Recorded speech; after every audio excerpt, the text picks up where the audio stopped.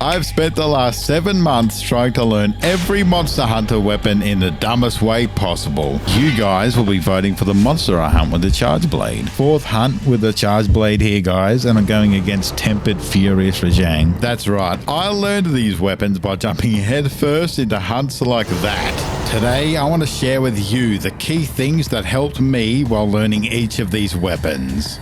But keep in mind that I am not a master of any weapon, and this is not a weapon guide. This is simply the advice I would give to my past self to make understanding these weapons as simple and caveman friendly as possible. We won't be going too in depth with builds here, but I will give you the important skills specific to each weapon as we go. So let's get started with my main weapon, the Greatsword. For the Greatsword, the biggest thing you're going to have to overcome is your mindset. Take your time to learn the flow of the weapon and go with it. You can't brute force the Greatsword, or the Greatsword will brute force you back, so be prepared. 2 very important things I want you to practice with this weapon, one of which I don't see many people utilize as much as they should. First is the shoulder tackle. You can use this shit to power through any monster attack, including roars and such, as well as being able to get to the TCS faster, of course. But there is another tactic I like to use. You can chain the tackle if you need to power through multiple attacks or just stall for a good TCS opening. Second thing, very underutilized but incredibly important, is the jumping wide slash. So this thing right here will do increased damage based on your charge level before you tackle. That's 334 damage. Let's get to charge level 3.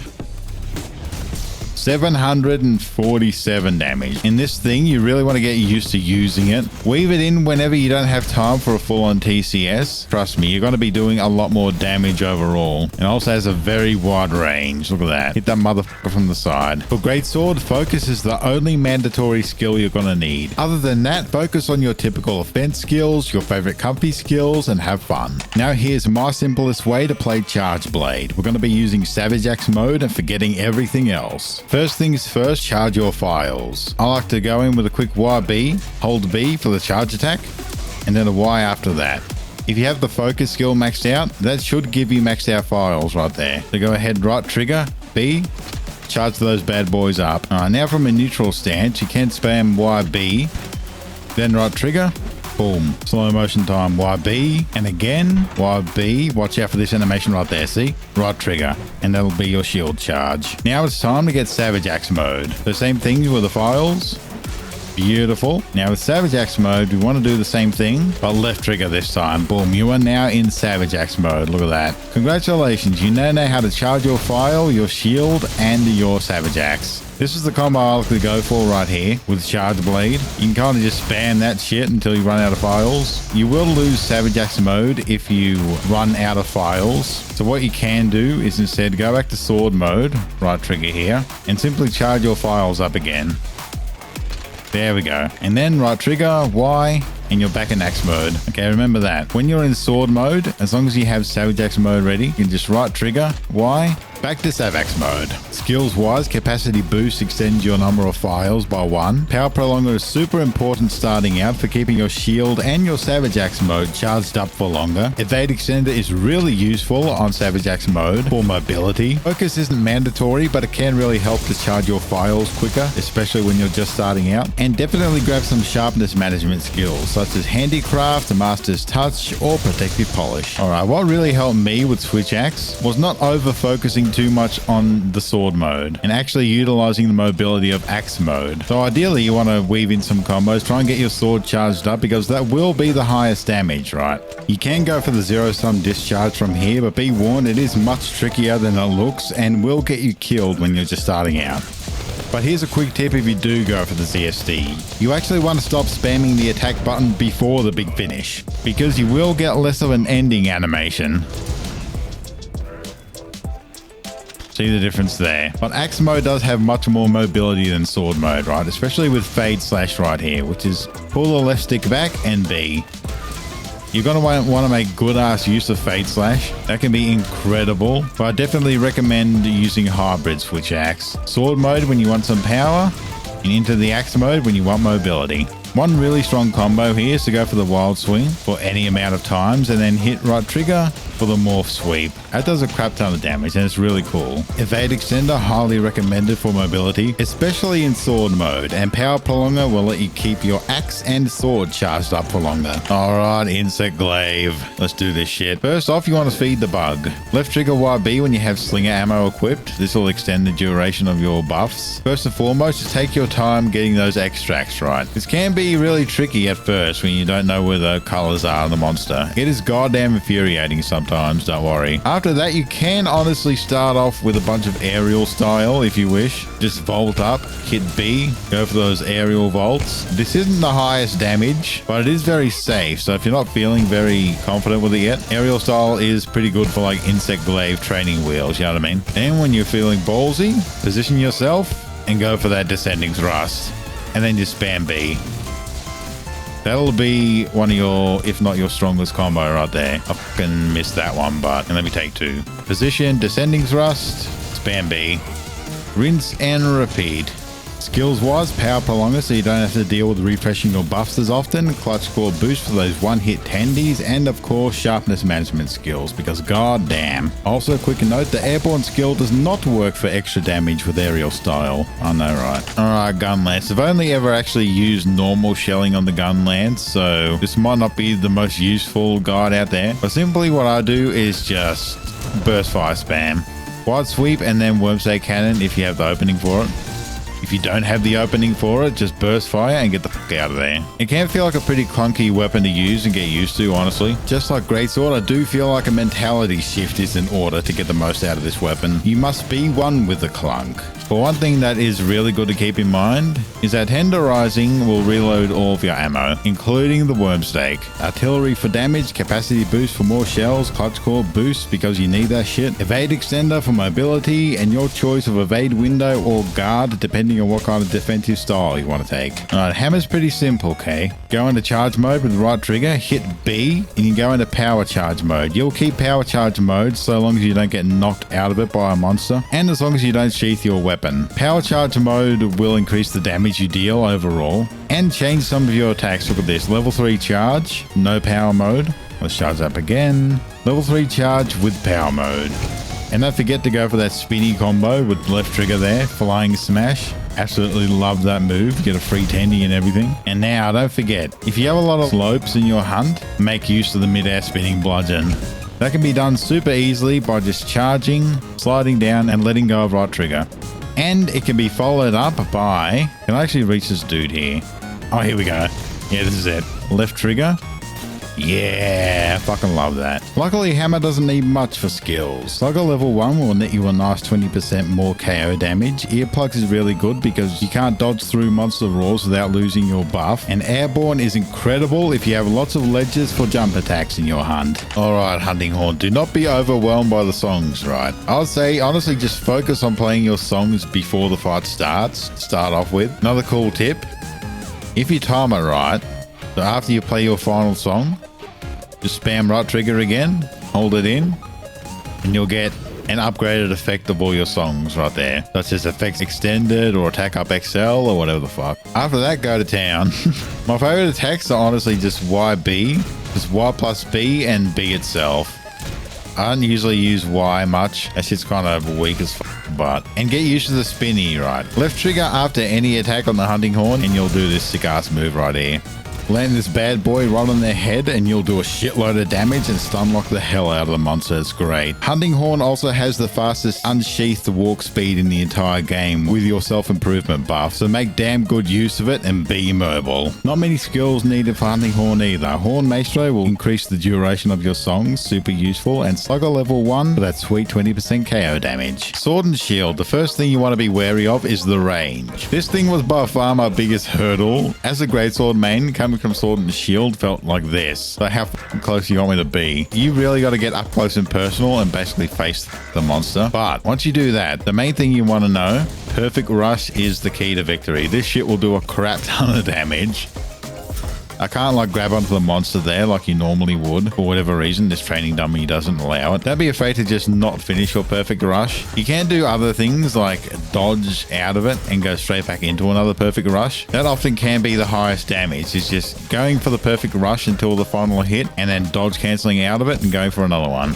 But you can basically perfect rush after damn near anything. Like, look at this. A roll, perfect rush. Oh, well, I don't even know how the f I spun around like that there. I wish I could tell you. You don't have to do all of the fancy cancelling maneuvers. I myself like to finish just because it feels cool when you do the final attack on a monster. And don't forget that the back hop there has a really good iframes. Use the back hop to phase through monster attacks and go for that perfect rush. Also, if you are not using the clutch claw boost, you can indeed go for the claw uppercut right here. This will always be a one-hit tendy so long as you don't change position after clutching the monster. You got to do this by dodge rolling and left trigger with your weapon drawn, of course.